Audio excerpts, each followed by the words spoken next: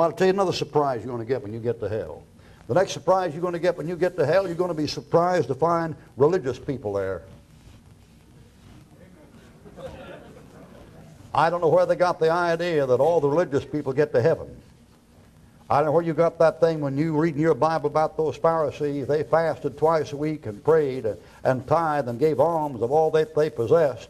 And he said, you scribes, he said, you serpents, you generation of vipers, you just read it here 2 minutes ago. How can you escape the damnation of hell? Those are the most religious people of their day. One thing you're going to be surprised about when you get to hell is to find religious people there. I mean, people that took the sacraments. People talk about being the vicar of Christ. If you think that hell won't be full of popes, you don't know much about popes. You never read the history of the popes. You think the popes wind up in heaven. Some of the popes, the most fornicating, adulterous, godless, pagan, blasphemous, whoremongering rascals you have met in your life, according to their own literature. You get literature in the Catholic Encyclopedia about the lives of the popes. They're some of the most godless, depraved rascals that ever lived. Don't you think for a minute just because you're religious you're going to get to heaven. That's going to be a surprise to you. You're going to find religious people there that they trusted their parents would get to heaven. And their parents couldn't get them to heaven.